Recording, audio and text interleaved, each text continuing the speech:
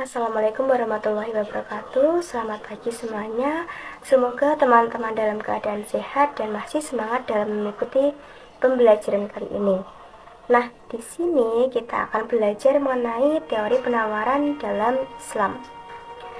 Pembahasan yang pertama kita akan mengawali dengan teori penawaran secara konvensional ya. Apa sih itu penawaran? Penawaran itu juga bisa disebut sebagai supply. Dalam ilmu ekonomi itu merupakan jumlah barang yang disediakan oleh produsen dan ditawarkan oleh produsen kepada konsumen pada tingkat harga tertentu dan pada suatu periode. Nah, jadi intinya seperti apa? Jadi, penawaran itu merupakan jumlah barang yang ditawarkan oleh penjual pada suatu pasar dan dengan tingkat harga tertentu dan dalam suatu periode. Seperti itu. Lalu kita akan next akan bahas mengenai teori penawaran dalam Islam. Nah, teori penawaran dalam Islam ini mengingatkan kembali kepada sejarah penciptaan manusia. Bumi dan manusia itu tidak diciptakan pada saat yang sama, dan bumi itu berevolusi hingga akhirnya dapat ditinggali oleh manusia. Itu. Penawaran ini sudah dijelaskan pada Quran surat Ibrahim ayat 34 yang bunyinya A'udzubillahi minasyaitonirrajim. Bismillahirrahmanirrahim. Innakum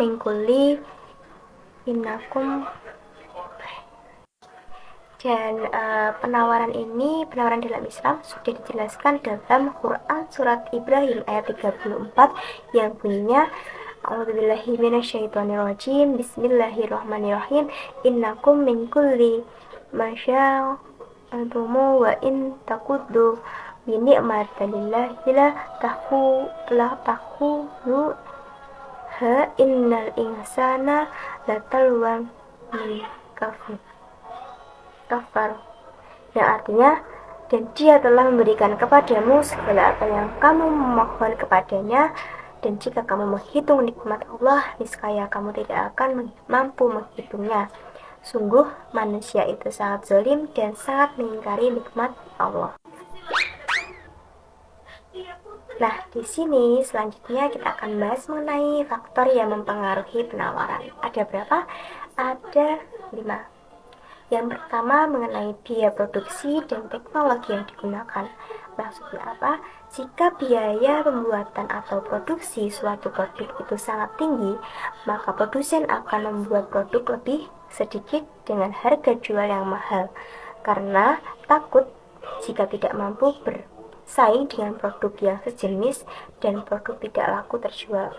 Dari segi teknologi, penemuan dan peningkatan teknologi yang diterapkan untuk menurunkan biaya produksi.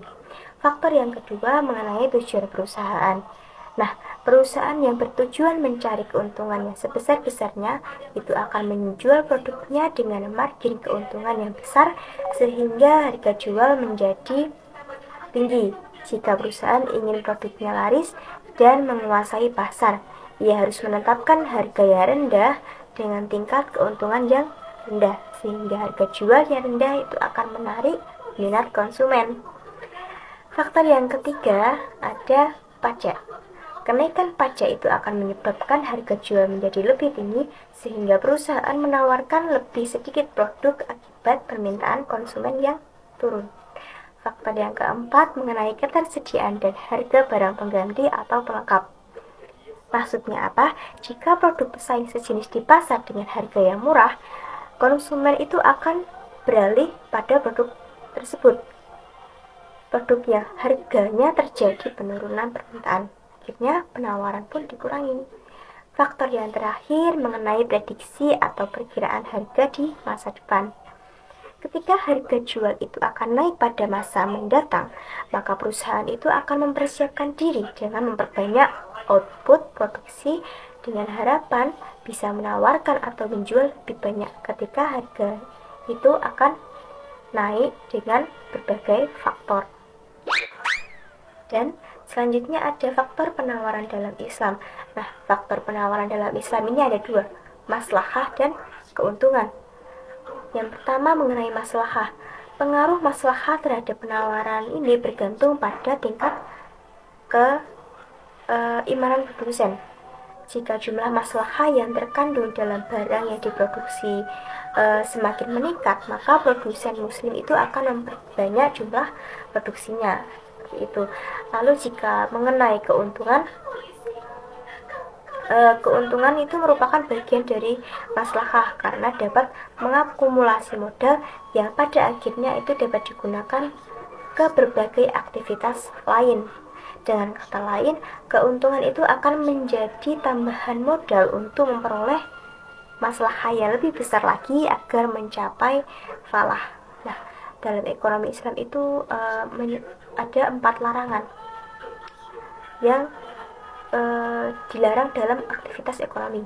Ada mafsadah, gharar, maisir, dan riba. Gitu.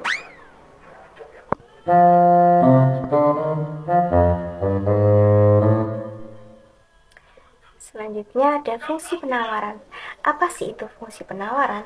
Fungsi penawaran itu merupakan persamaan yang menunjukkan hubungan harga barang di pasar dengan jumlah barang yang ditawarkan oleh produsen. Dan fungsi penawaran ini digunakan oleh produsen untuk menganalisis kemungkinan dari banyak barang yang akan diproduksinya. Rumusnya seperti apa? Rumusnya ada di sini ya, slide ini.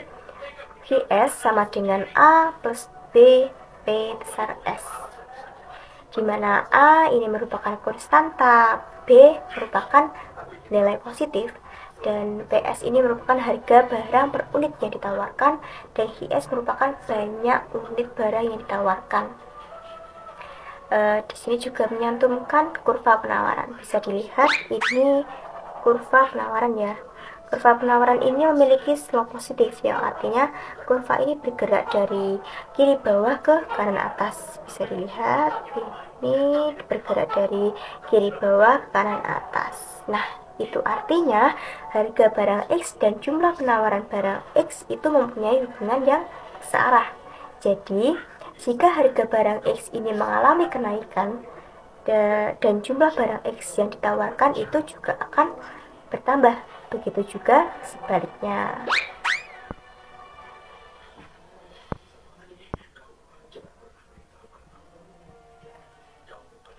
Selanjutnya ada hukum penawaran.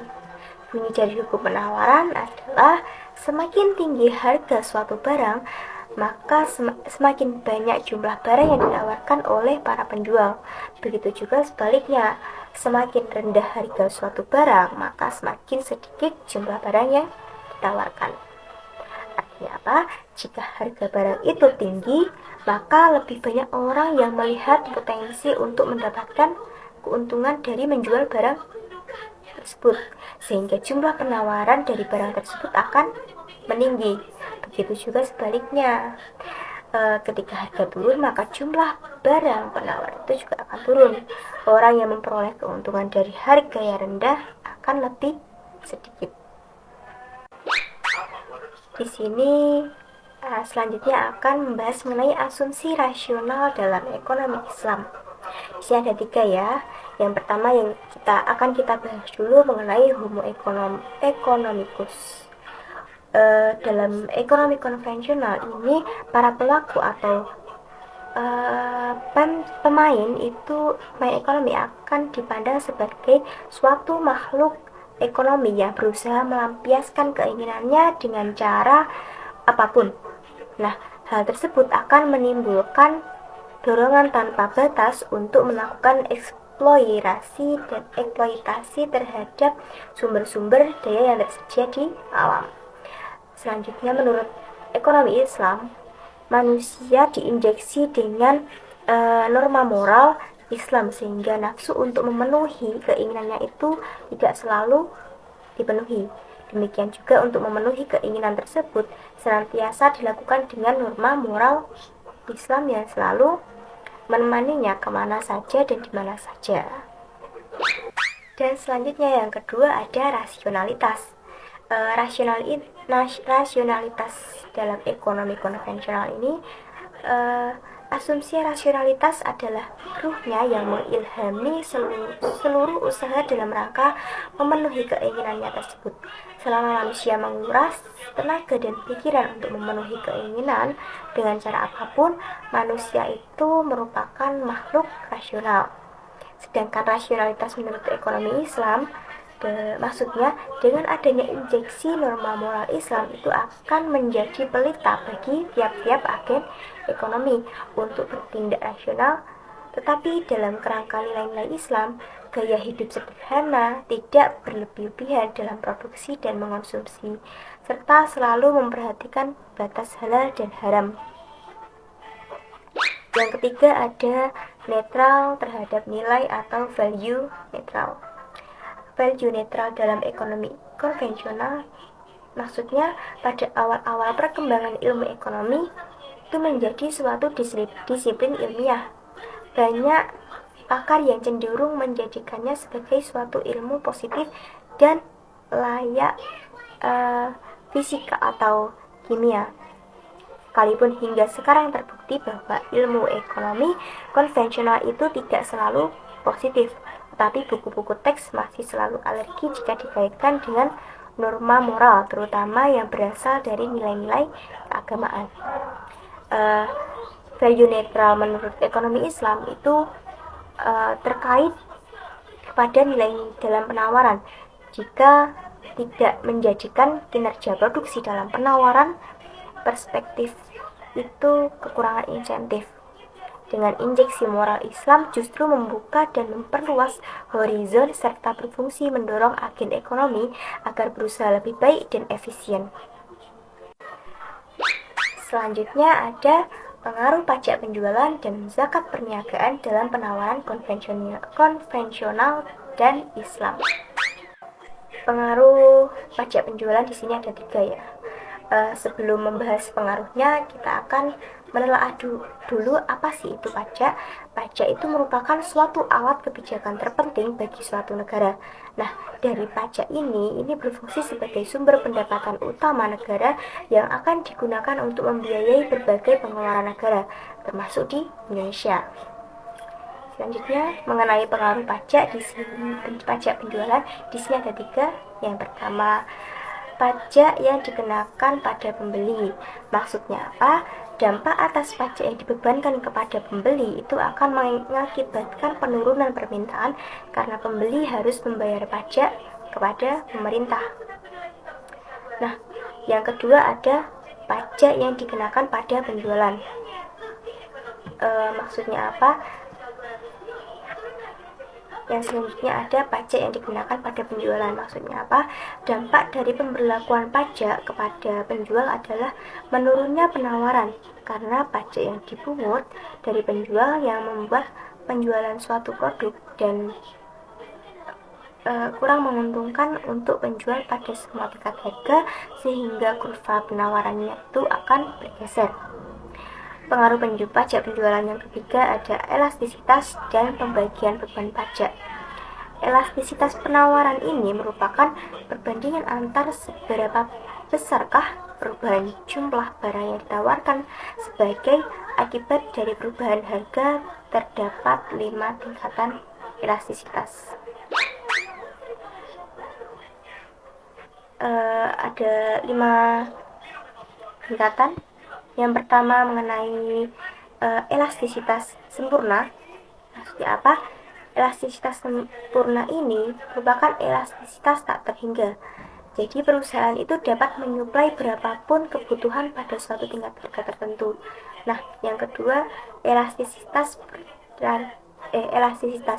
maksudnya apa? Elastisitas ini angkanya lebih dari 1. Perubahan penawaran itu lebih besar dari perubahan harga. Yang ketiga ada elastisitas uniter, yang merupakan perubahan penawaran ini sama dengan perubahan harga. Yang keempat ada tidak elastis, yang berarti bahwa perubahan penawaran ini lebih kecil dari perubahan harga. Yang terakhir ada tidak elastis sempurna, atau biasa disebut dengan elastis sama dengan nol, yang artinya penawaran itu tidak dapat ditambah pada tingkat harga berapapun sehingga kurva penawaran akan terlihat vertikal. Ada pengaruh zakat perniagaan. Di sini ada dua zakat. Yang pertama zakat perniagaan dan yang kedua zakat terhadap penawaran. Apa sih zakat perniagaan itu? Zakat perniagaan itu merupakan kewajiban yang harus dipenuhi oleh setiap muslim yang memiliki harta yang mencapai nisab dan haul. Dalam zakat perniagaan ini besarnya 2,5% dari nilai harta yang dimiliki oleh produsen. Selanjutnya ada zakat terhadap penawaran. Nah, pengaruh zakat terhadap penawaran ini dapat dilihat dari dua sisi. Yang pertama, pengaruh kewajiban membayar zakat terhadap perilaku penawaran, seperti zakat perniagaan. Lalu yang kedua, pengaruh zakat produktif, yang artinya alokasi zakat untuk kegiatan produktif dari mustahik terhadap peningkatan penawaran. Lalu bab selanjutnya mengenai konsep biaya dalam teori penawaran. Nah, jenis biaya dalam teori penawaran itu ada 7. Yang pertama biaya total atau total cost, bisa disingkat TC. Yang kedua ada biaya tetap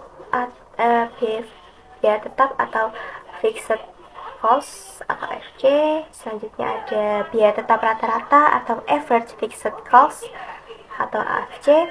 Selanjutnya ada biaya variabel atau variable cost atau VC.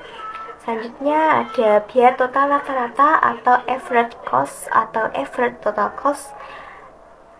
Lalu selanjutnya ada biaya variabel rata-rata atau average variable cost. Yang terakhir ada biaya marginal atau marginal cost. Nah, selanjutnya kita akan membahas mengenai kurva penawaran jangka panjang. Di sini yang kita bahas adalah kurva penawaran jangka panjang dalam industri skala biaya konstan. Nah, dalam industri skala biaya konstan atau constant cost industry, penambahan penggunaan faktor produksi karena masuknya perusahaan-perusahaan baru tidak akan menaikkan harga faktor produksi. Seperti kurva di samping ini ya. Ini merupakan kurva penawaran jangka panjang atau dalam industri skala biaya konstan. Nah, selanjutnya yang kita bahas adalah kurva penawaran jangka pendek. Nah, kurva penawaran jangka pendek itu dari suatu sektor industri secara keseluruhan dapat dirumuskan melalui penjumlahan horizontal seluruh kurva penawaran jangka pendek masing-masing perusahaan. Bisa dilihat di kurva ini ya. Nah, pada gambar di samping ini tampak bahwa MC, MR, dan kurva biaya variabel rata-rata atau AFC average variable cost pada setiap harga yang berada di atas P. Berapapun penjualan yang dilakukan oleh produsen, harga selalu melebihi AVC, sehingga produsen masih mendapatkan laba ekonomi positif. Selanjutnya ada hubungan marginal cost dan kurva penawaran. Nah, meskipun dalam marginal cost ini harga lebih kecil dibandingkan dengan ATC, perusahaan itu lebih baik tetap menjual outputnya, karena pada tingkat harga tersebut perusahaan itu mampu membayar AVC-nya, dan kerugian yang masih terjadi adalah sebesar AVC-nya dan FC. Ini merupakan biaya tetap yang harus dibayarkan oleh perusahaan, baik perusahaan berproduksi maupun tidak berproduksi. Dalam jangka pendek, perusahaan itu akan memaksimalkan labanya dengan memilih posisi output yang memiliki harga sama dengan MC. Hal ini dikarenakan apa? Selama tingkat harga sama dengan nilai minimal, biaya variabel rata-rata atau FVC, maka keadaan tersebut merupakan kurva penawaran. Selanjutnya ada mengenai surplus produsen. Apa sih surplus produsen itu? Surplus produsen merupakan jumlah yang dibayarkan oleh penjual untuk sebuah barang dikurangi dengan biaya produksi barang tersebut. Berbeda dengan seorang pembeli yang selalu ingin menerima barang dengan harga yang lebih rendah. Seseorang penjual selalu ingin menerima harga yang lebih tinggi untuk setiap barang yang dijual. Nah, semakin tinggi harga yang diperoleh, maka semakin tinggi pula surplus produsen yang dimiliki oleh penjual. Nah, bisa dilihat dalam kurva surplus produsen di samping. Nah, surplus produsen berada di atas kurva penawaran. Dari gambar di atas, pada luas wilayah A yang besar, surplus produsennya itu dihitung dari nilai yang diterima dikurangi biaya penjual dikurangi biaya penjual. Bisa dilihat sendiri ya seperti apa. Nah, itu sedikit penjelasan mengenai teori penawaran Islam. Semoga teman-teman bisa memahami pembelajaran kali ini dan semoga bermanfaat bagi kalian semua. Apabila ada salah katanya, saya pribadi mohon maaf. Wabillahi taufiq wal hidayah. Wassalamualaikum warahmatullahi wabarakatuh.